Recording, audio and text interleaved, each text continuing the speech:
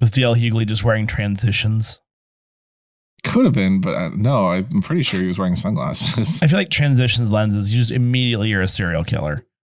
Or yes. One of the weirdo who wore the leather jacket in middle school. Yeah. That was the guy. That was the guy with the bag in the park yesterday that I texted you about. I'm like, he is clearly carrying someone's head in that. Welcome to Namely 90s. Wow. The podcast that takes you back to the time before smartphones, Google, and Y2K. Join your hosts as they relive the pop culture that shaped a generation and the parts that many people wish they could forget. Listen in to the conversation about how the decade defined those who spent their childhood there and how it shaped them as adults. So, turn down the grunge and dial up the internet. Let's get started. It's time for Namely 90s. That's right. You're listening to Namely 90s. My name's Andrew, and over there is Brandon. That's me. You can find us online at namely90s.com or on Twitter and Instagram at namely90s with a 90s. You can also find the show on YouTube at youtube.com/@namely90s. And if you'd like to support the show, head on over to patreon.com/namely90s, also with a 90s, and get signed up for one of our support levels. Yeah, you're not looking so good over there. Wow, this cold has really dragged on for 2 weeks. Yeah. So is this outfit. Yeah. Well, technically, we changed outfits between... That's true. ...the previous show that we recorded and this one. No, I feel great. I always look washed out on this camera. Yeah, me too. I'm not pale. Look worse. I look good in my regular camera. Well, good is a relative statement, but I do also kind of warm your colors because you look very pasty on your other camera as well. Yes, I am wearing pasties. No, I'm sorry. I look pasty. Yes. But yeah, I do. When I color grade, I definitely make sure that you're not white as a sheet. Well, in the summer, I'll turn brown again. So true. Yeah. So it's not as much of a lie. I'm like a roast turkey in the summer. Although I spend a lot of time indoors and I wear long sleeves even during the summer now. Yeah. So yeah. Should we talk about the weather? No. Yeah. So for those of you that don't know, we had to record the 3 of the February episodes kind of together. So we were trying to figure out what to talk about in this intro. I mean, I guess I could talk about what I'm doing and why I'm gone. If you want to share that with the audience, sure. I'm traveling to the nutsack of California, aka Sacramento. Isn't it the behind the knee? People say armpit, but it has sack in the name. Gotcha. So I always try to make sack jokes because it's Sacramento. I'm going to the venerable UC Davis Medical Center for a clinical trial where I think they're going to inject me with some sort of like radioactive lizard poison and see if I grow a third arm or something like that. That'd be cool. That's literally the plot of a Spider-Man movie, isn't it? But it is funny because there is a direct flight from my town to Sacramento. Really? But the issue is the Southwest. Oh. And I literally told the travel agent, I was like, I will fly Alaska and I'd take 2 flights just to avoid Southwest. Yeah. Like Southwest, I mean, the thing I noticed about Southwest, I flew on them once, is I swear to God, they were banking when we were leaving the runway. Like I swear to God, the wingtip touched the runway when they banked. It was like, what are we doing? But I feel like that's a cost-saving measure. And now apparently they've like halved their amount of hours needed for pilots to fly for them, which a bunch of people are like, that's ridiculous. And then a bunch of other people who are actually pilots were like, actually, this is why it's fine. I was like, wow, this is a good debate. They're talking about making it to where there's like an iPad flying your plane. Yeah. I mean, isn't that essentially how it is now in the modern cockpits? I mean, there's a lot to be done, but it's like that thing they say, 90% of airplane crashes are caused by human error, but yet Control Alt Delete. That's all I'm gonna say. Like Windows is technology is not quite Windows up to par yet. Doesn't run on an iPad. Right. Our resident AI built an entire game for us that we didn't play 2 weeks ago, and really? I just saved it, and I'm like, I could trademark this and turn it into an actual like profitable game, and the AI just generated it for me when I was messing around on an AI. I think it was not Chat GPT, but an open AI playground. And the funny thing is, you say AI, and as a veterinary professional, it just means something totally different to me. Animal innards. Artificial intelligence. Me as well. Artificial insemination. Yeah, I do really get my arm into it as I mean, my friend Zach had a career of getting cows pregnant. That's what he did. Using tools provided by the company. I think I should make that distinction clear. It was above board. That is a good point. It was legal. Yeah. Zach still listens to this? I don't know, but I know ABS's slogan, which is like the American Beef Society. I don't know. Let me just say that. ABS. I don't know what ABS stands for, but anyway. ABS is automatic brake system. I can't figure out what it stands for, but American Breeders Service. And for one time or another, their slogan was "Get more cows pregnant." Not to be confused with their other slogan that they got sued by Nike because of "Just do it" or "Just moo it." Oh, you can buy semen on their online store. Okay. As Andrew buys cow semen by the quart. It says like buy dairy and beef semen in our online store. Are those flavors? Okay. Is that where you get your Rocky Mountain oysters from? Oh no. Yeah. This went to a dark place. Did you see? This was probably a month ago now for our listeners, but there was when Michael B. Jordan hosted SNL. They did a South. Or was it? It was either. It might have been. Wow, I can't remember his name. Last of Us. Pedro Pascal. Thank you. It was one of their two episodes because I watched them back to back. They did an SNL like commercial parody, and I texted you the tagline, but it was something to the extent of, "You don't respect yourself, so why should we?" I like that. Yeah. You're the ones that booked with us. For Southwest, right? Correct. Yeah. No, it's a hideous airline.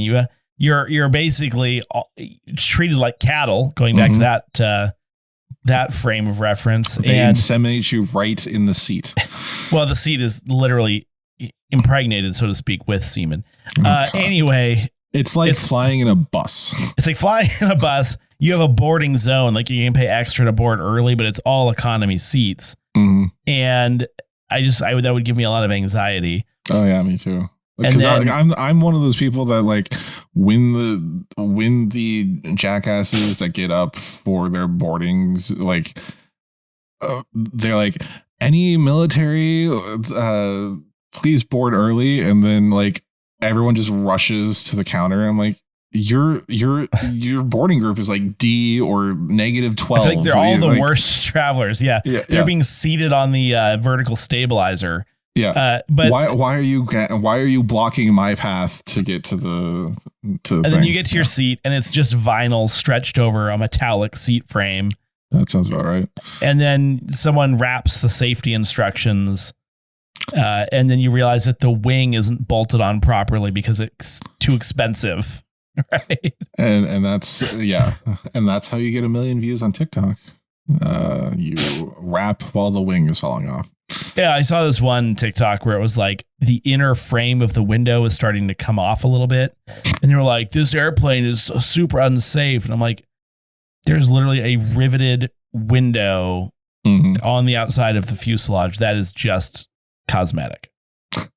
You're an idiot. Yeah. It's pretty bad. So yeah, hopefully that all went well for you. And that's how they earned the name Southworst. That's not bad. Southworst Airlines. I learned that from a lady I used to work with who used to work in the travel industry. Which she worked for the cruise line, which is basically like, oh yeah, Southwest is bad, but at least you don't have to have diarrhea in a garbage bag in the hallway, which literally happened.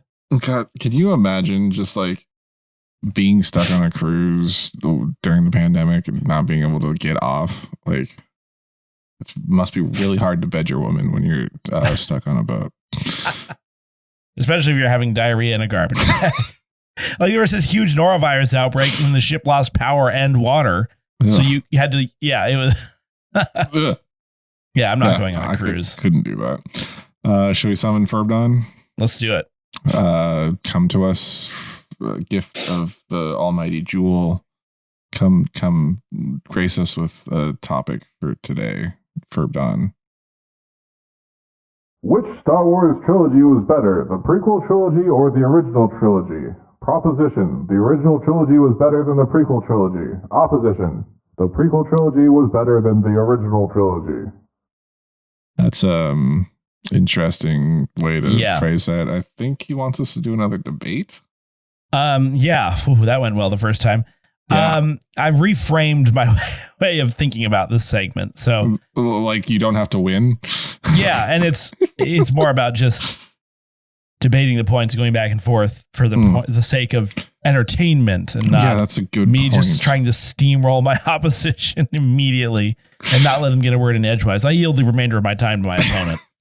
There's 1 second left. You're like, God damn. I did not remember to put any framework in for this debate into this. I mean, we can just go. I have a series of points. You might have some points. We can just go through them. All right. Should we pretend to flip a coin? So I feel like the original trilogy should go first as a sign of respect. Is that me then? Okay. Yeah, that's the prompt. Yeah, I'm a prequel guy. Sure, that's terrifying. All right, I'll put a minute up in my head and formulate my words as I go. Now, Star Wars, the original trilogy, is the bread and butter of the franchise. It is the Skywalker saga across 9 films, plus the Rogue One had Leia in it, and it's just the story is about the characters that are in the original trilogy: Luke, Vader, Leia, Han, Chewie. It's more personal. It doesn't have space politics. It's just it's a guy trying to bang his sister. Before the roguish man does the same thing. There's an old man who takes up a young man, and it's good. It's good. That was about a minute. Yeah. Where is this movie set? Alabama. Hey, how you doing? To me, in his defense, he didn't know it was his sister, but I feel like you should feel some kind of a connection there. Well, what he was feeling as sexual tension was just like a natural attraction because they're related. I don't know if this helps you, but in Return of the Jedi, she says, "Somehow I've always known." when she reveals they're related, or when he reveals they're related. Ew. Yeah. Okay, so I guess I can give a little opening statement then. Go for it. I think the prequels were they were just so highly anticipated. There was a sense of grandeur and excitement surrounding them because really what you had is, there were 16 years that passed between Return of the Jedi and Episode 1. And I feel like the prequels not only satisfied the existing fans of the original trilogy, but also sort of renewed interest in the franchise and brought a new generation into the fold. So in that regard, I think it's really positive. And a lot of times these prequels of any type of movie they try really hard to tell the story, the origin story of the characters. But in my opinion, the prequel trilogy actually does a pretty serviceable job of setting up the original trilogy. And to me, that's a sign of success. And ultimately, I think those two things were some of the reasons that it was better. All right. Does that go back to me? Yeah, I mean, I don't think we have to get. I mean, you can, if you have other points. Oh, sure. So, well, all right. I guess this is my body of arguments here, other than my opening statement, which already had some points to it. And I guess to fall back on that, it's in this case, the prequels don't happen without the original trilogy, which is weird to say because technically in a linear story, you would have gone 1 to 6. But in this case, George Lucas, he wanted that feel of Flash Gordon, like space serials. Like you go to the cinema and see this crazy film, and it starts in medias res, and you're just like experiencing this grand universe that blew everyone's minds at the time. Like the space movies leading up to this, Close Encounters of the Third Kind. Third Encounter. Yeah. That's the spicier one. Close Encounters of the Third Kind, where they play Simon to a giant alien thing, and it just doesn't capture your imagination because you only have to use your imagination. Exactly. There was this caused a boom in sci-fi. It changed what a summer blockbuster was. It was groundbreaking, and like even Star Trek tried to become Star Wars to an extent, because the 77 is when Star Wars came out. Star Trek the motion picture, which terrible by the way, came out in 79 because Paramount's like, we need a space thing. Quick, call the space department. Exactly. But yeah, and like I said in the opening, it's the story in the original trilogy is really personal. It's Luke, Leia, Han, and how they like exist in this giant galactic civil war, and you feel connected to these characters, and that's why there was such a big outcry with how they were treated in the sequel trilogy. Whereas, what do you got? You got whiny Vader guy, Anakin in the first one. You have people harassing Jake Lloyd into I think he got schizophrenia or something with the amount of abuse he got from fans. You also generally develop that sometime around 18 to 20 years of age. That's fair. I think I've been talking for too long. All good points. For me, one thing that I identified was that, and this could be untrue, but this is my perception, is that I think the cast of the prequels had more veritable stars in it than the original one. The original kind of has almost like a grassroots indie feel, even though it was a very expensive movie to make, and it was it was done by big names. Mm-hmm. But even a lot of the people who worked on the movie thought it would be a failure. Right. That was something, and obviously that's not true. And it even had like a bit of a limited release, but then it just exploded. Mm-hmm. But in that sense, it kind of had to earn its stripes. Whereas, yes, the prequels were riding on the coattails of the original movie, but I think were done well, marketed well. And having more veritable stars does contribute to that. So you're saying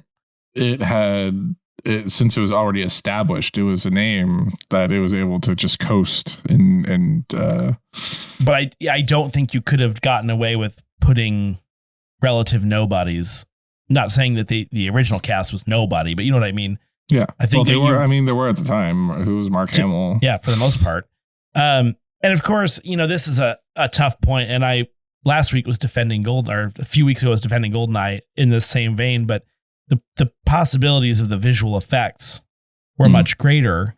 Mm-hmm. So visually they are more stunning than the original trilogy. And that's not, I mean, the original trilogy can't do anything about that. I mean, I guess they did a little bit about it, but that's one thing that I would say plays into that. To your point on that, like, even since we are a 90s podcast, and I do bring this up regularly, they remade the trilogy with the special editions, and they another point towards my, I guess it's both of our points at this juncture. Star Wars, the original trilogy had to run had to walk so the other could run. With the special editions, that was George Lucas playing around with the graphic technology to see if he could make the episodes that he wanted, the prequels, and also to test the waters to see if people still cared about Star Wars the way that they did back then, and it worked. I do want to say one thing about the original trilogy, and this is a meme that I often find funny. The verse is a frame of Darth Vader and Obi-Wan, and it says, "Laser swords? Easy." The next one is Han Solo in carbonite. It says, "Life-preserving carbonite? Done." Then you've got C-3PO and Mark Hamill's character, Luke Skywalker, obviously. Robot speaking over 6 million languages? Not a problem. Picture the Death Star, moon-sized space station with a planet-destroying super laser? All day. Then it shows a picture of Han Solo in like the gunnery station of the Millennium Falcon. It says, "Wireless headphones. What are you, effing nuts?" And it's just got like this cord coming from the headphones. That's true. Yeah. It is funny to see how aged technology is. Like, I just think it is funny when they try to, even though it happens a long time ago, it's also kind of a future thing, but they just can't anticipate. Although I have to say, I like how now in like the Disney Plus shows, that they integrate a lot of that old technology in, and to like that retrofuturism, but then make it look cleaner and better. But that's not what we're debating here. I have to say, Jar Jar Binks. Arguably the best and least offensive character in the history of film. Apparently the guy who played that character was almost driven to suicide by all the hating. Yeah. I feel bad. That's not Mahershala Ali. What is his name? I'll look it up. You can keep going. But I will say, apparently people felt the character was offensive. George Lucas said it was never meant to be a racial stereotype, but some people have analyzed it as such. But it's also, I think, the first character to be CGI animated. Something like that. I read that somewhere. Like fully, or no, because he had the actor Ahmed Best. Yeah. By the way, he got to be a Jedi in like some Disney Plus children's quiz show for like Star Wars that came out last year or 2 years ago. So he's doing a little bit better. What was your points? First animated character in that like style. I don't actually remember. I should have written that point down. Like a mocap type thing, like pre-Gollum mocap. Yeah, I think motion capture. That's probably what I'm trying to say. Yeah. I guess I have. Yeah, Jar Jar Binks was an annoying character, but I don't know that he deserved all the hate, and the actor that played him shouldn't have. Oh, absolutely not. Felt any of that. Same with Jake Lloyd. Yeah. There is a fun thing that there's like a fan theory that Jar Jar Binks is actually like an evil Sith Lord pulling all the strings. I saw something about that. I think those people need to get a job. I do have two final points I really want to throw in here. Yeah, go for the prequels. In episode 1, small children are allowed to pilot high-speed literal death traps for sport. So I feel like that's a win. Force sensitive. Indentured servitude. High stakes. Are you doing my job for me? Yeah. Who's saying this is a negative thing? No, I'm. And lastly, I think I've told you this. Mm-hmm. One of my favorite memes comes from Star Wars Episode 2, which was Attack of the Clones, I think. Oh, is it? Look at the... Okay, yeah. Where Hayden Christensen says to Natalie Portman's character, it's 3 frames. First frame, you're exactly the way I remember you in my dreams. And then in the second frame, she just has like this awkward smile. And in the third frame, she has this forced smile and she's kind of looking down at the table. And it just has the caption, aggressively press this panic button. That's a good one. That is a good point. The prequels have great memes. One of my favorites, well, there's two of my favorites, and it's also from the second movie. One is it's Obi-Wan as he's like seeing Anakin off, but he's like he has his arms waved, so he's like, look, Anakin, look at how many fucks I give.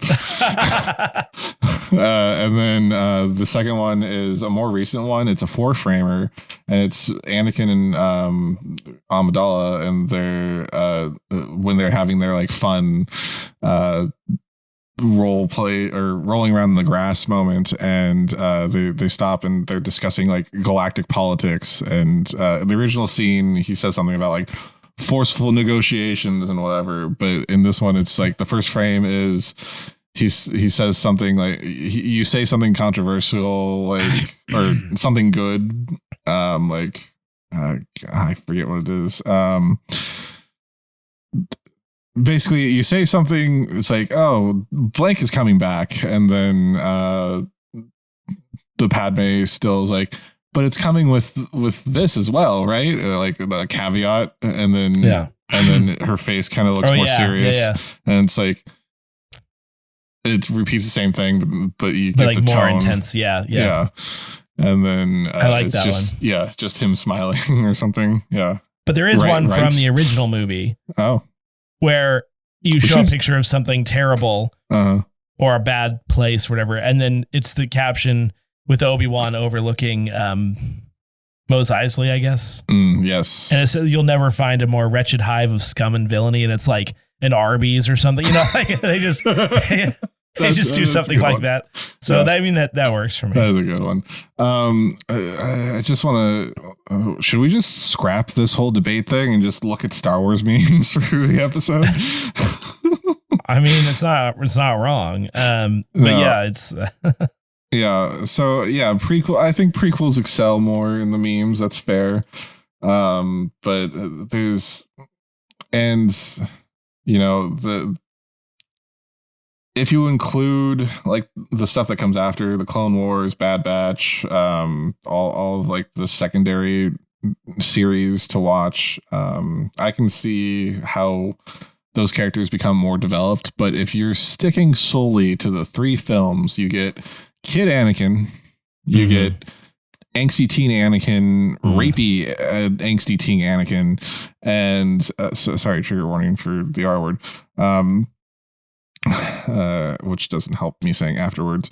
And then you get the severe changed Anakin in episode 3, and it's just like, oh, cool. He's a frustrated, angry incel. That progression's no good. And you're right. I mean, I feel like he's the kind of guy who's going to put something in your drink. You know yes. what I mean? I'm surprised he didn't. Or like used some sort of force persuasion on. Well, she has a strong mind, so she couldn't. But yeah. If I were to just sit down and pick one Star Wars thing to watch, it would most likely be either A New Hope or Empire Strikes Back. And that's my final thought is, out of all the Star Wars stuff, I would still come back to the first 2 movies. Yeah, I think that's the acid test here is which one would you, if you had to choose right now, which movie you're going to put on, which one would you choose? And yeah, and everything else gets thrown out or set on fire or whatever. I would probably stick with the Empire Strikes Back. If you could only save one of the movies, yes, from the archive of the movies, which one? The Empire Strikes Back? Empire Strikes Back. Fair. I don't know if I have a strong enough opinion to render an answer on that. Fair enough. Final thoughts for you? Yeah, I mean, I don't think the prequels are. I can find ways to support them. Mm. I think they were a good thing for the franchise, obviously. But I might have to concede that the original trilogy is, in fact, superior. Oh, wow. I wasn't expecting that. I was going to say, if you're listening to this, you can contact us on our YouTube comments at namely90s, at namely90s.com/YouTube, youtube.com/@namely90s, or on Twitter and Instagram at namely90s. But it's like you're debating two pretty good things in the same franchise, so... Yes. It's not like we're debating Solo, a Star Wars story, and I can't think of another bad thing. Jar Jar Binks. No. Julia Roberts rom-com? Yes. Oh, that's a throwback to 2 episodes ago. All right. And now let's go to Brandon for the Namely 90s Minute. Welcome back to our mid-episode break, Namely 90s Minute. Every week, we look back at a culturally relevant show, movie, or piece of pop culture that probably helps stoke the algorithm. This week, in honor of Season 3 of The Mandalorian premiering, we're looking back at Star Wars Episode 4, A New Hope Special Edition. Star Wars Episode 4, A New Hope Special Edition is a 20th anniversary re-release of 1977's Star Wars with a digitally remastered image and sound, as well as additional scenes and changes to present the film in the way creator George Lucas intended it to be, until he changed it again during the 2004 DVD release, and again for the 2011 Blu-ray release. And then again in 2019 when Disney did the 4K restoration after purchasing Lucasfilm in 2015 and then 20th Century Fox in 2019 just so they could put the Fox fanfare back at the start of the films and something X-Men Fantastic Four, MCU, yada yada yada. The story revolves around the voice of the Joker, Indiana Jones, Jake's former fiancée he left at the altar in Blues Brothers, Doctor Who from the 2 1960s Doctor Who movies, Colonel Nicholson from A Bridge Over the River Kwai, and the voice of Mufasa, partaking in a galactic civil war. Do you really not know the plot of the original Star Wars movie? Like, do I really need to spell it out? A whiny farm boy dreams about fighting the evil fascist empire while wanting to bang his sister while saving her with the guy who will actually bang his sister, and that guy's giant dog friend that only speaks in moans while his old wizard mentor fights the evil robot man and sacrifices himself so the others can all escape the giant death machine, only to attack the giant death machine with a bunch of tiny one-man fighters and end up blowing it up to save the day. Also, there's laser swords. Let's talk about what's important here. Han shot first. The special editions added some scenes back and altered or extended others. There are scenes with the Jawa sandcrawler in the beginning. There's digitally added stormtroopers riding dewbacks while looking for their droids. They removed the werewolf in the cantina bar. There's a long ride into and a view of Mos Eisley spaceport, and you can even see Dash Rendar's YT-2400 Outrider fly by. Then we see the most egregious change. When Greedo meets with Han Solo, he shoots an errant shot that Han's head digitally slides away from, so Han shoots Greedo in self-defense instead of cold blood and unprovoked like in the original cut of the film. This is followed by a new scene featuring a digital Jabba the Hutt talking to Han outside the Millennium Falcon, where Jabba was originally just a fat guy in a Viking suit. He is now the giant slugman we all know and love, which is why this scene wasn't originally included in the original cut of the film. There's a lot more flying shots of the Falcon, and the most famous shot, aside from Greedo's, is the scene of the X-Wings approaching the Death Star and putting their S-foils into attack position, and the subsequent dogfight that was cleaned up the best they could to remove any artifacts from the original cut of the film. Ben dies, Luke saves the day with the help of Han and the Force, Leia, Chewie, 3PO, and R2-D2 were there. And that's Star Wars Episode 4, A New Hope Special Edition, in a Namely 90s Minute. More or less. And now, back to the show. All right. Well, I guess I should have prepped what we're doing next while we were on break, but I didn't. So I can give you another and now back to the show if you want. No, it's fine. Our friends over at the Insanely Dangerous Retro Podshow, they used to do a segment for us called What Happened, or well, technically it was the UK headlines. So they would, once we were done doing our headlines, they'd do the UK headlines, and that would tie into their segment on their show called What Was Happening Way Back When. And I'm pretty sure I got that correct. It's a long acronym, and we just type out the acronym in our emails. Anyway, we do a thing for them called Quotely 90s. And now that we're kind of doing more variety show and deep dives and stuff, we're not doing headlines anymore. So we asked them, we did this a month ago. We asked them, or we did. Gaz suggested doing the Freaky Friday thing where we did the headlines for them, and they did the Quality 90s for us, and we kind of enjoyed doing it. So what we're doing now is Quality 90s, but for us, We're guessing. Yes, we're the guessers.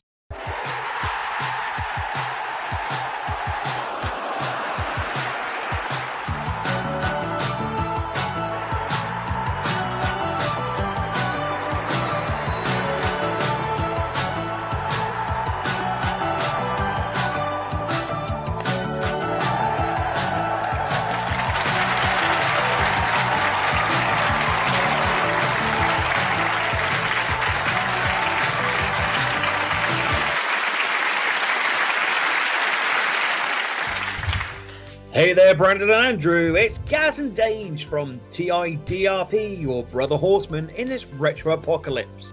Today we have a little quiz for you, a memory game if you will, that Gaz has subparly named Quality 90s.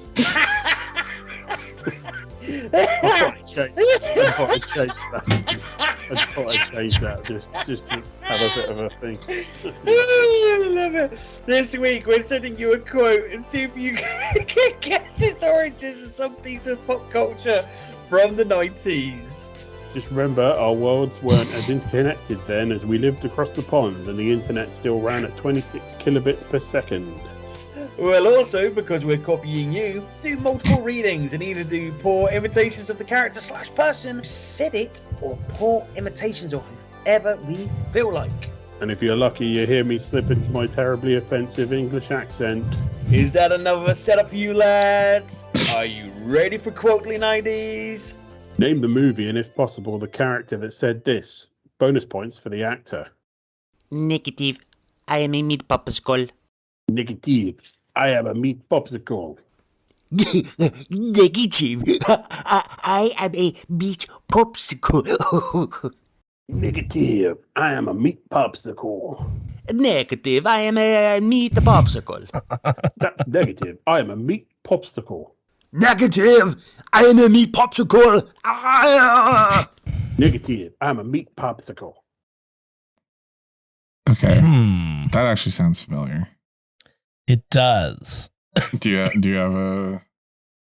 We're doing a little worse than they were when we started doing it. Sorry. How's that? Like they guessed. I think they guessed the first. Like I want to say they guessed the first 3 or 4 out of 5. So it's 90s. It's a movie. Yes. And I'm a meat popsicle. So someone's frozen. Mm-hmm. Do you have like a gut reaction? Not really. Mine was Austin Powers, but they didn't do the Austin Powers voice. No, because he is a meat popsicle. Also, the second one would be Starship Troopers. I don't remember why, but it's some military movie, some over the top military movie where they're referred to as meat. In this case, meat popsicles, and I don't remember anything cold in Starship Troopers other than space. Do you have any leads? This is completely off the wall. I have no idea. Well, I'm getting a military vibe too. Right? Yeah. Okay. So it does sound familiar to me, and that's gonna bug me. No, sir, I'm a meat popsicle. Should we? You don't have any guesses? I don't have any. I mean, Saving Private Ryan was in 99. Yeah, that was. But it wasn't that cold in Normandy. It was like 45. I want to say it was either like a comedy or it was like lampooning. So. Okay. Oh, sir, I'm a meat popsicle. I'm gonna be very upset when we get this. A Few Good Men. They were in a courtroom. Correct. They had flashbacks in that, didn't they? Yeah. No, sir, it could also be like a a college type movie, like someone pledging of fraternity. But those are mostly 2000 movies that I can think of. Yeah. No, sir, I am a meat popsicle. Did any of the voices stand out to you? No, not really. They were all very bizarre. What if this was their softball to us and we're just like whiff? Well, I think we have different ideas of what perhaps was popular, but if this is a really popular movie, I'm gonna be pissed. All right. Is it an Adam Sandler movie? Possible. Sounds like something he would say, possibly in that voice, but they don't do the voice.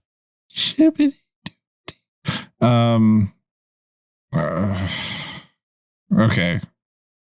I can't think of. I don't think we're gonna get it. All right. I'm gonna go with Starship Troopers. Okay. Unless you. Let's just go with that. Okay. Here we go.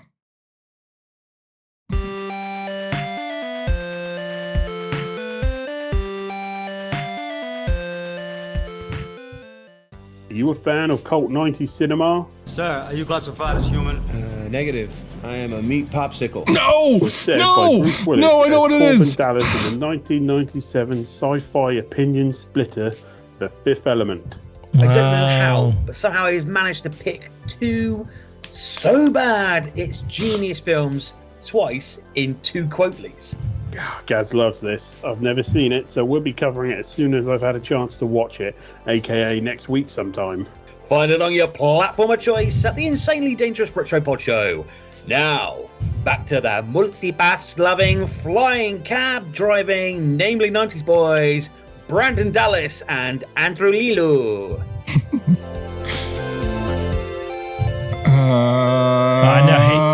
I now hate that movie even more than I already hate it because it made us lose. The moment I heard it, I said it before he said it. Wow. I never would have gotten it because I don't care for that movie and I don't care for the whole thing. That's a great movie, and I hope Dange enjoys it. Yeah, no. I mean, we're not getting into another debate, but that movie's a dumpster fire. What is Chris Tucker doing? I don't understand. Have you ever actually watched the movie? I feel like I've watched 90% of it. Yeah, yeah, that's fair. It's like if Die Hard was in space, and Chris Tucker was there. I can't do the Chris Tucker voice right now. Also, it'd be offensive. Yes, Andrew. That's how Andrew celebrates Black History Month. It's end by doing Chris Tucker's voice. And Chris Tucker is Chris Tucker. That's his voice. He does have a unique voice. I am very upset. I do love that movie. I guess, I mean, I was close with the Starship Troopers sci-fi. Closer than me. I was going into like the military movies. I mean, I can see it's the yeah. By the way, I think I was in that frame of mind because we just watched the Band of Brothers miniseries from like 2001. It's the Hank Spielberg vehicle. It's a masterpiece. It is, yes. One of the best pieces of television ever made. Yeah, that's I wouldn't. Yeah, that is a true statement.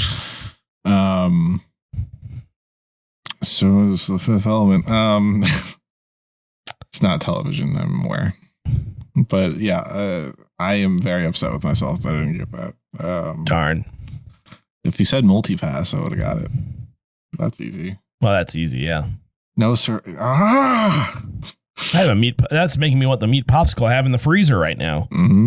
Yeah, I actually do have a meat popsicle in the freezer. I have. Do you know about these Korean corn dogs? Yes, there's a place in Seattle that does them. Yeah, our local Asian market has the half cheese, half dog for sale. Well, I think that's an episode. Yeah. Thank God. Not recording for a full hour for once. It's been a while. Like we don't have to go for an hour. We just do. We are a half-hour podcast, and we haven't hit that mark in a very long time. So that's it for this week's edition of Namely 90s. Remember, you can find new episodes out every Monday. Join us next week for a new deep dive episode with Andrew's favorite topic, possibly. Yes. Find us on Twitter and Instagram at Namely90s with 90s, or find our personal accounts at bshwitty and at NamelyAndrew, and tell us what you want us to talk about on future episodes, or tell us if you liked the prequels of the original trilogy special edition better. If you'd like to support the show, please check out our Patreon at patreon.com/Namely90s. Also, it's a 90s, and my mouth is getting too far away from the words. Finally, you can also contact us through our website, namely90s.com. Please subscribe to us on Apple Podcasts, Stitcher, Google Podcasts, Spotify, YouTube, Audible, Multipass, Deezer, TuneIn, iHeart, Good Pods, wherever you get podcasts from. I'm Brandon. That's Andrew, and we'll catch you next time.